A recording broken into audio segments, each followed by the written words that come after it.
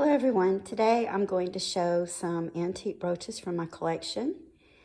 I am going to talk about what methods I use to identify antique brooches. By no means am I an expert. I have been collecting vintage and antique jewelry for a very long time, and the purpose of this video is to mainly share the tips, tricks, and techniques that I use when identifying a brooch as antique. So let's get started. So the first brooches that I'm going to show you are from the early Victorian era. That's from around 1837. This is the era when Queen Victoria first became queen and was also a young wife. As most of you know, the Victorian era is named after Queen Victoria. So let's see here. This particular brooch is from the early Victorian era. It does need to be polished up, but this brooch is made of sterling silver. It has an intaglio in the center. That is a reversed carved piece of glass. Some people also call them cameos. So all the carving on this was done by hand on the inside of the glass. Now, the reason I have identified this as being from the early Victorian era is because during the early part of Queen Victoria's reign, a lot of the jewelry motifs involved themes of love and young love at that. Things like angels, cupids, hearts, spring flowers, birds, and also snakes, which are a symbol of eternal love. Usually those would be like coiled or knotted. Another thing that I've used for the identification of this brooch is the back of it. And I'm going to show you how to identify an antique brooch by looking at the pin, the clasp, and the hinge of the pin. So let's get a close look at this. The first thing that you're going to notice about this is the actual clasp on this pin. This is known as the oldest clasp. This is called a C clasp.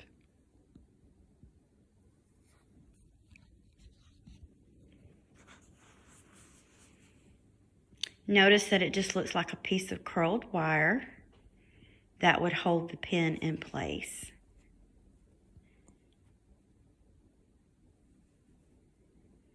And there are different versions of the C clasp, and I will show you that as we move along. Another thing you're going to notice is the length of the pin. The pin comes out past the brooch. So when I turn it this way, you can still see the pin. The reason for that was they wore a lot more clothing during that time, so a longer and even sometimes a thicker pin was needed to penetrate the clothing. The next thing we're going to look is the hinge of the pin. This is called a tube hinge. It's made in 3 different parts. So you can see it kind of looks like a T. Basically, there's 2 tubes on the side, and then there's a tube attached to the pin, and then that's in the center.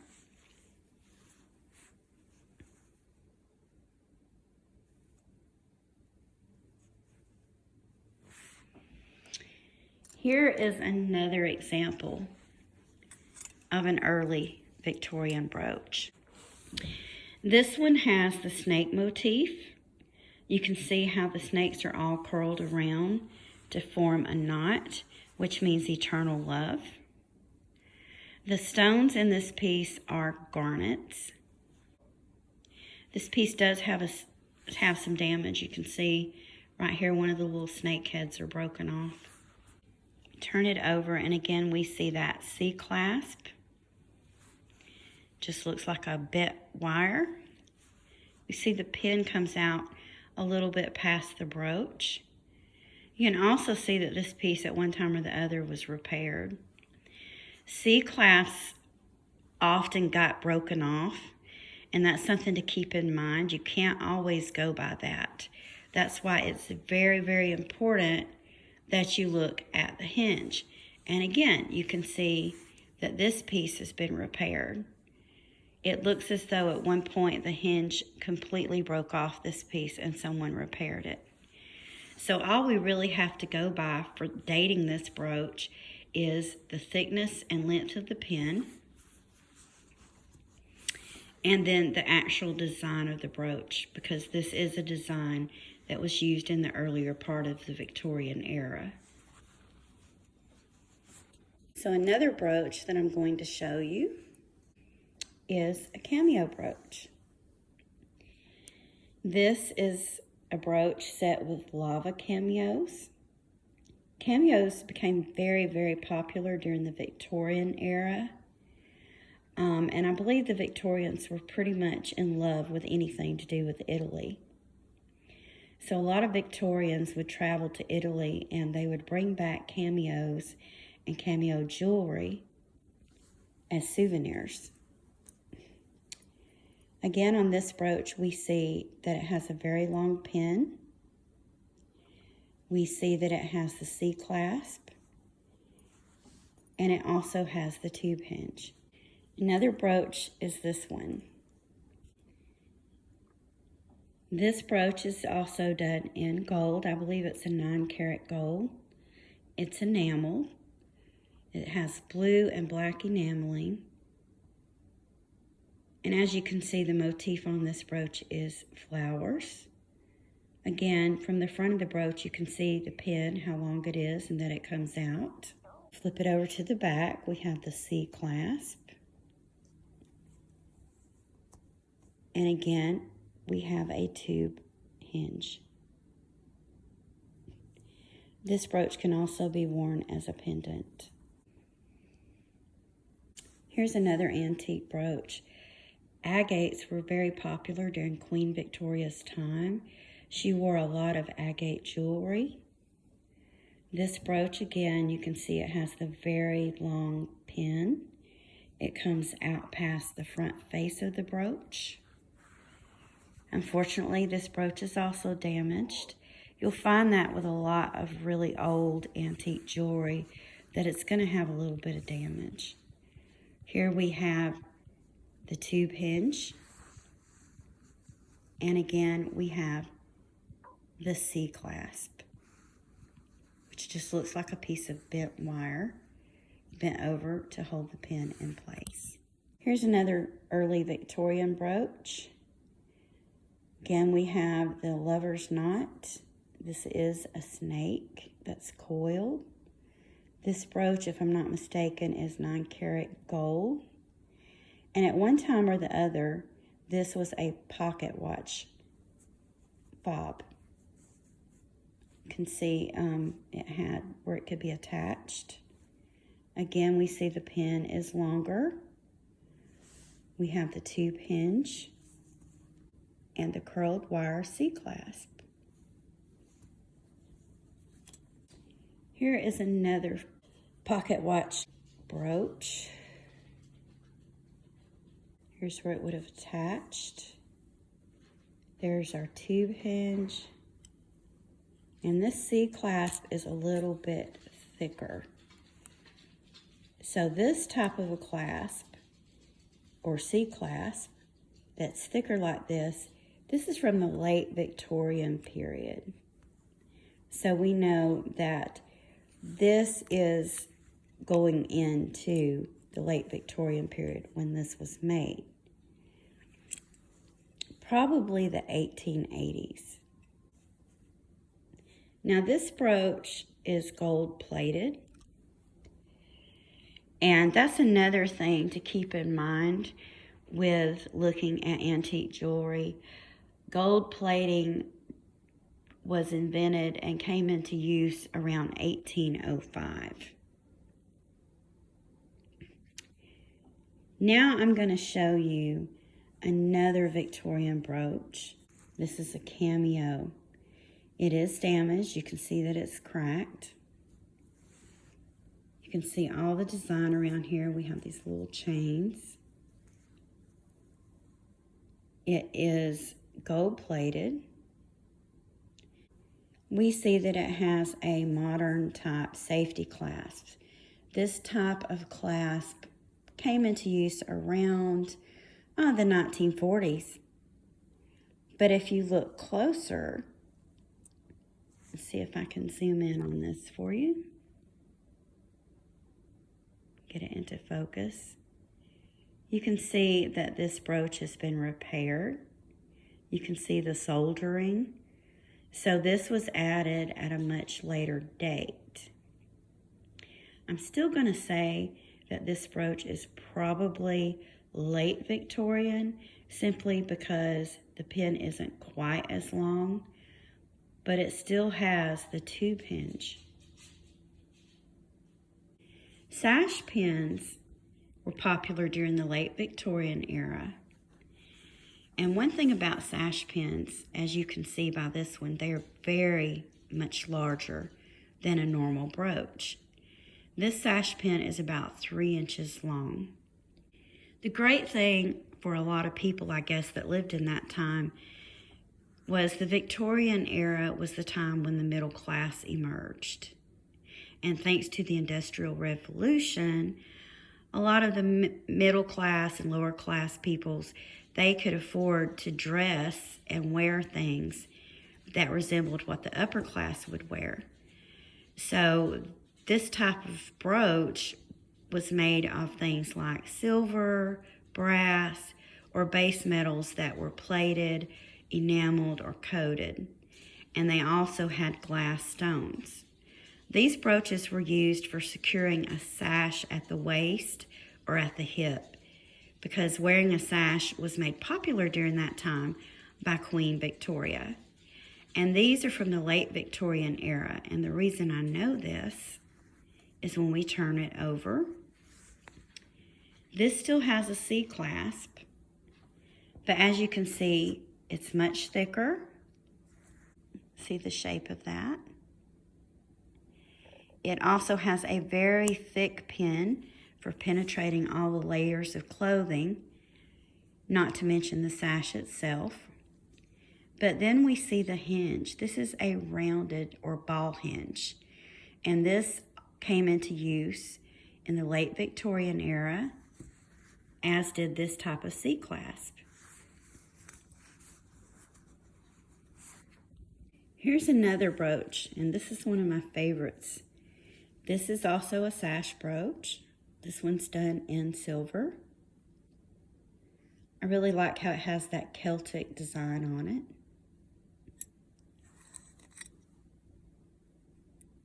Again, you see we have the rounded hinge. The pin is still very thick. And then we have the late Victorian era type C clasp. And I have quite a few sash pins in my collection. Here's another one. It does have a tube hinge. Some brooches still had tube hinges during that period. But the C clasp and the thickness of it, the way it looks, lets us know that it's from the late Victorian era. And this one has kind of a brass finish to it. This brooch is also late Victorian. And this is an Art Nouveau brooch, so we know that it was made between 1890 and 1910. Art Nouveau had a lot of nature designs also. There were a lot of leaves, insects, birds, nature, fairies. A lot of the Art Nouveau designs pictured women with long flowy hair. And when I think about Art Nouveau, that's what comes to mind. Very curvaceous, flowy designs. You can see This has like a little leaf motif stamped into the edges of it. And then we have these beautiful curving designs. And here we have the ball hinge, the late Victorian C-clasp, and of course the long thick pin. Here's another Art Nouveau brooch. The motif of this one is grapes and grape leaves. You can see how the leaves come up to give the appearance that they're holding this little stone in place. Here we have our ball hinge and our C-clasp. Now the next brooch I'm going to show you is from the late Edwardian period. The Edwardian era was from 1901 to 1910. And if I had to guess, I would say that this was at the end of the Edwardian period or maybe at the beginning of the Art Deco era. Art Deco era was from 1920 to 30. And the reason I say this is for a couple of different things. First, there's the design of it. It's very, very geometrical. Most Art Deco designs were very geometrical, straight lines, squares, circles. When we turn this over on the back, notice that we have the ball hinge, but there's something a little bit different. Look at it really closely. The clasp is somewhat different. This is a very early homemade safety clasp. You can see that it still looks like a C. And this type of early safety clasp, this one's broke, came into use between 1890 and the 1920s. So that's why I say this is a much, much later brooch. Now I'm going to show you a brooch from the 1930s.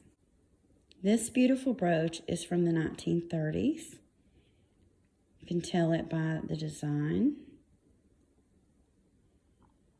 And this is where we have a much more modern safety clasp on this brooch, much like we use today. Now here is another pin, and this one does need to be cleaned. This pin is done in sterling. And it's hard to see, but this one is marked sterling, and it also has a maker's mark, which allowed me to research it thoroughly, so I know that this brooch was made in the United States. And this is the clasp on this brooch. This is called a trombone clasp. Trombone clasps were used from, or came about in the 1910 and was used on into the 1930s, mainly in Europe. A lot of jewelry that you see that was made in the United States that has the trombone clasp is going to date from between the 1910s to the 1920s. And because this brooch has a maker's mark, I can pretty much assume that it was made between 1910 and the early 1920s because it was manufactured in the United States. Now the trombone hinge is kind of like a C-clasp that's bent over much further. As you can see, it looks like a thick tube, but there is an opening in the side of it so that the pin can be inserted into the opening. And then there's this tube. It looks like a little pin, but it is hollow. And then this goes down to actually hold the pin in place and to keep it from coming out. And you can also buy inexpensive brooches that have something that looks like a C-clasp. See how that curls like a C? You can get pins like this at the craft store, but what you'll notice is the pin is very skinny. The construction's very different.